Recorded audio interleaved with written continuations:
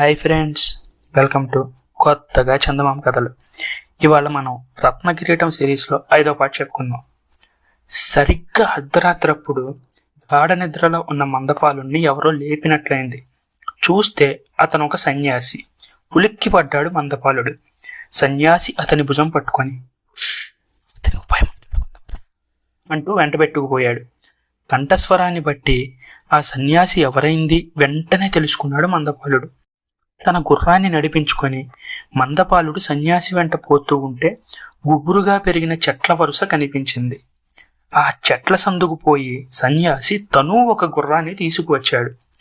అప్పుడు ఎవరి గుర్రాన్ని వాళ్ళు ఎక్కి దౌడు తీస్తూ ఒక ఏకాంత ప్రదేశానికి చేరుకున్నారు.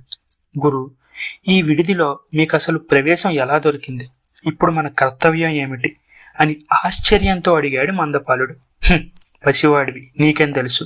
ఎక్కడికి వెళ్లాలన్నా సన్యాసికి అడ్డు లేదుగా. ఇన్నాళ్ల నుంచి నేను పెట్టిన గెడ్డం ఇప్పుడు పనికి వచ్చింది. దానికే మీ బల్లాల రాజుకు చేరిన తాకీదు సృష్టించింది ఎవరో తెలుసా? ఇంతకు సామంతరాజులందరినీ మంత్రించినట్టు కట్టేశా. మాకు స్వతంత్రం కావాలి, మందపాలుడే బల్లాన రాజ్యాధిపతిగా ఉండాలి అని అందరి నోట అనిపించారు. అందరిలోనూ ఒక మీ తాత అర్ధకర్ముని మామ సామంతుడు మగధరాజు అయిన ఆ అమరభూపతి మాత్రం ఏదో విరసంగా మాట్లాడుతున్నాడట. కానీ అతను కలిసి రాకున్నా మనకేం పర్వాలేదు అన్నాడు హుంకరిస్తూ రాజగురువు. నేనిక్కడున్నట్లు మీకెలా తెలిసింది గురు అని మళ్ళీ అడిగాడు మందపాలుడు ఆత్రంతో. అందుకు రాజగురువు, అమాయకుడా, ఆ మాత్రం తెలుసుకోలేనా? మన ఏర్పాట్లన్నీ కాగానే సరాసరి ఇంటికి వెళ్ళాను.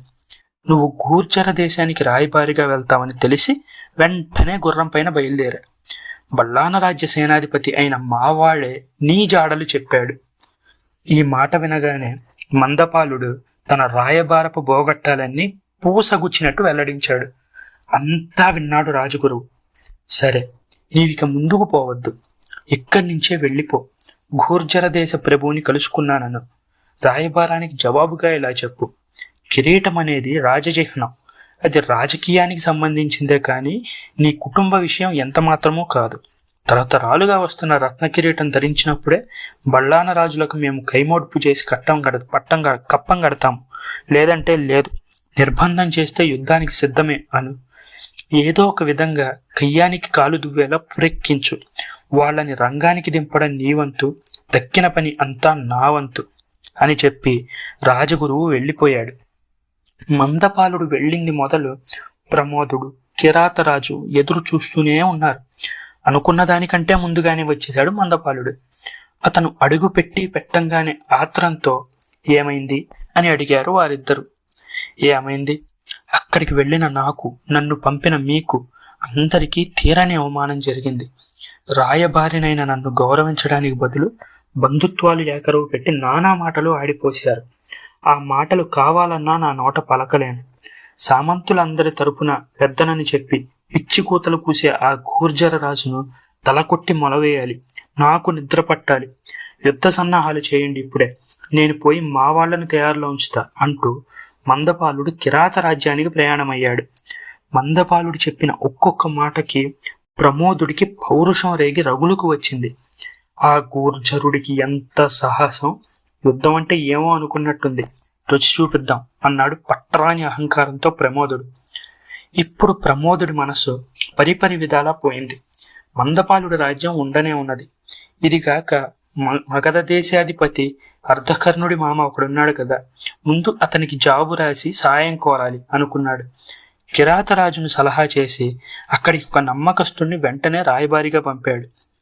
కిరాత రాజ్యం చేరుకున్న మందపాలుడు తన వాళ్ళందరికీ తర్ఫీదు ఇవ్వడానికి తగిన వాళ్ళని నియమించాడు. ఆ తర్వాత బళ్ళాన రాజ్యానికి తిరిగి వస్తూ ఒక రాజవిడిదిలో దిగాడు. మగధ రాజ్యానికి బయలుదేరిన రాయబారి కూడా ఆ సమయంలో ఆ విడిదిలోనే మకాం చేయడం తటస్థించింది. మాట పలుకు ఆడుతూ రాయబారిని జాబు చూపమన్నాడు మందపాలుడు. అతను సందేహించాడు.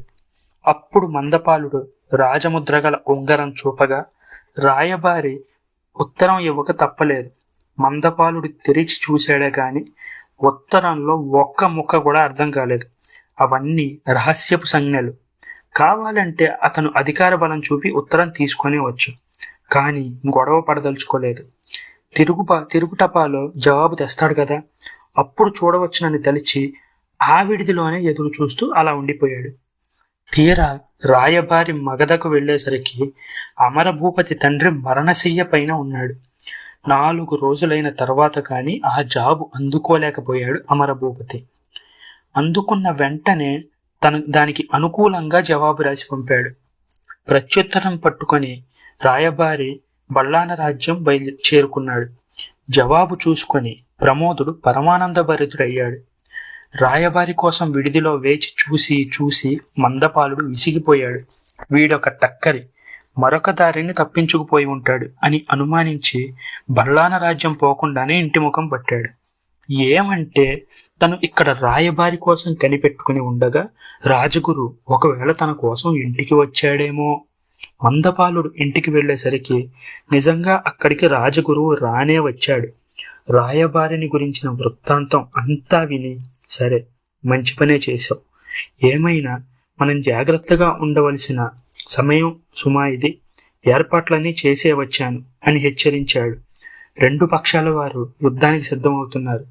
అసలు ఇంతకీ యుద్ధం ఎలా జరిగింది, ఈ యుద్ధంలో ఎవరు విజయం సాధించారు, ఎవరిని అపజయం వరించింది, ప్రమోదుడు తను అనుకున్నది చేయగలిగాడా, ఈ విషయాలన్నీ తెలియాలంటే నెక్స్ట్ పార్ట్ వచ్చేదాకా వెయిట్ చేయాల్సిందే. నేను రేపు సాయంత్రమే నెక్స్ట్ పార్ట్ అప్లోడ్ చేస్తాను. ఒకవేళ దీని ముందు పాటలు చూడాలి అనుకుంటే ఆ ప్లేలిస్ట్ లింక్ నేను డిస్క్రిప్షన్లో ఇస్తాను, అవి కూడా వినండి. ముందు అవి విని తర్వాత ఇది వింటే మీకు మొత్తంగా ఒక క్లారిటీ వస్తుంది అన్నమాట. ఈ కథ మీకు నచ్చినట్లయితే దీన్ని లైక్ చేయండి, మీ ఫ్రెండ్స్ అందరికీ షేర్ చేయండి. అలాగే మన ఛానల్ని సబ్స్క్రైబ్ చేసుకోవడం మాత్రం అస్సలు మర్చిపోకండి. ఒకవేళ ఈ కథ మీకు నచ్చితే కామెంట్ బాక్స్లో ఒక కామెంట్ పెట్టండి, నాకు కూడా కొంచెం అది బూస్టింగ్గా ఉంటుంది. Thank you friends.